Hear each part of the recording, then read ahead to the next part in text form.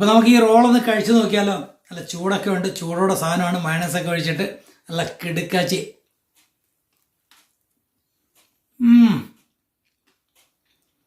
ഒന്നും പറയാനില്ല.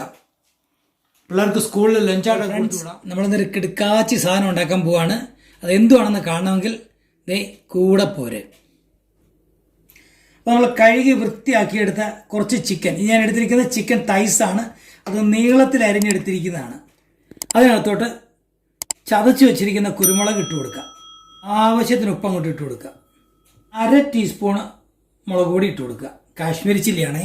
1/4 ടീസ്പൂണ് മഞ്ഞൾപ്പൊടി, ചെറിയ നാരങ്ങയുടെ നീര്. ഇനി ഇത് നന്നായിട്ടൊന്ന് മിക്സ് ചെയ്ത് കൊടുക്കുക. എന്നിട്ട് ഒരു അരമണിക്കൂർ മിനിമം എങ്കിലും ഫ്രിഡ്ജിലോട്ട് വെക്കുക. ചിക്കൻ മാരിനേറ്റ് ചെയ്ത് വെച്ചിരുന്നത് ഏകദേശം ഇപ്പോൾ 1 മണിക്കൂറോളം ആയിട്ടുണ്ട്.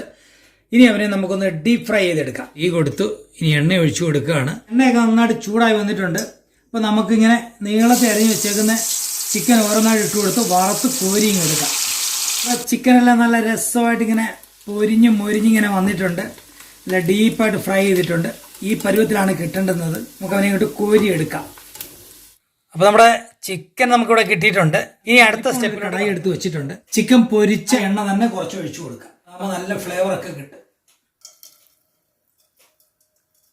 ശരി, എണ്ണ മുന്നോട്ട് നിൽക്കുന്ന ഒരു 2-3 ടേബിൾ സ്പൂൺ എണ്ണ ഞാൻ ഒഴിച്ചു കൊടുത്തിട്ടുണ്ട്. 4 വറ്റൽമുളകും ഒരു 5-6 കാന്താരിയും കൂടെ അങ്ങോട്ട് ഇട്ട് കൊടുക്കാം.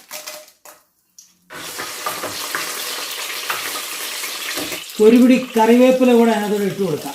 ഇനി സ്ക്വയറായിട്ട് കട്ട് ചെയ്ത് വെച്ചിരിക്കുന്ന സവാള 2 എണ്ണം എടുത്തിട്ടുണ്ട്. റെഡ് ഓണിയനാണ് ഞാൻ എടുത്തിരിക്കുന്നത്. തീയിലങ്ങോട്ട് വെച്ചിട്ട് നന്നായിട്ടൊന്ന് ഇളക്കി കൊടുക്കാം. ഒരല്പം ഉപ്പ് ആഡ് ചെയ്ത് കൊടുക്കണം. കുറഞ്ഞു പോയാൽ നമുക്ക് ഇച്ചിരി കഴിഞ്ഞിട്ട് വീണ്ടും ഇടാവുന്നതാണ്. അതുകൊണ്ട് കൂടുതൽ ഉപ്പിടേണ്ട. ഒരു table spoon ginger garlic paste add ചെയ്ത് കൊടുക്കാം. ഇതിനകത്തോട്ട് 1 ടീസ്പൂണ് ചില്ലി സോസ് ഇട്ട് കൊടുക്കാം.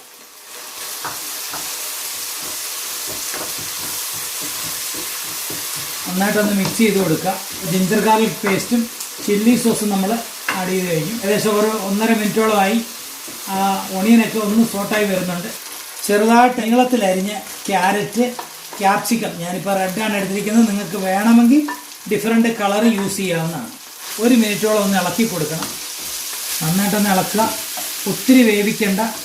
ക്രഞ്ചി പരുവത്തിൽ കിട്ടുന്നത് പോലെ ഒന്ന് എടുക്കുക.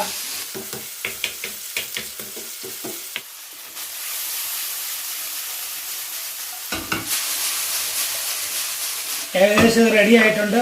നീളത്തെ ക്യാരറ്റ് അരിയുമ്പോൾ അത് കിടക്കുന്ന കാണാൻ തന്നെ നല്ല രസമുണ്ട്. നൂഡിൽസ് പോലെ കിടക്കുന്നത് കാണാം. ഒരു സീക്രട്ട് ഇൻഗ്രീഡിയൻറ്റ് ചേർത്ത് കൊടുക്കാൻ പോവുകയാണ്. 1 ടീസ്പൂണ് വിനാഗിരി ഒഴിച്ചു.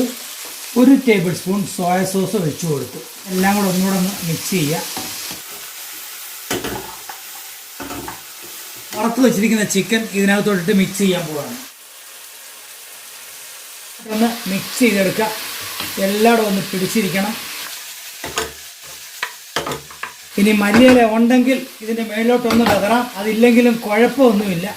ചിക്കൻ ഡീപ്പ് ഫ്രൈ ചെയ്തെടുത്ത ഒരു മിക്സാണ് ഇവിടെ കിട്ടിയിരിക്കുന്നത്. ഇനി ഇതെങ്ങനെ കഴിക്കാം എന്ന് നോക്കാം. നമുക്ക് നല്ലൊരു റോൾ ഉണ്ടാക്കാം. കട്ടിലയാണിത്. ചെറുതായിട്ട് വേണമെങ്കിൽ ഒന്ന് ചൂടാക്കി കൊടുക്കാം.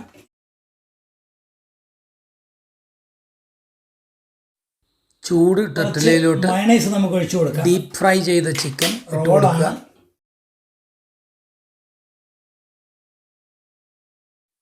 എവിൻ തൊട്ട് പുറകിൽ നിന്ന് വീഡിയോ എടുക്കുന്നത് കൊണ്ട് റോള് ചെയ്യാനൊരല്പം നമുക്ക് ഈ റോളൊന്ന് കഴിച്ചു നോക്കിയാലോ. നല്ല ചൂടൊക്കെ ഉണ്ട്, ചൂടോടെ സാധനമാണ്. മയണൈസൊക്കെ ഒഴിച്ചിട്ട് നല്ല കിടുക്കാച്ചി.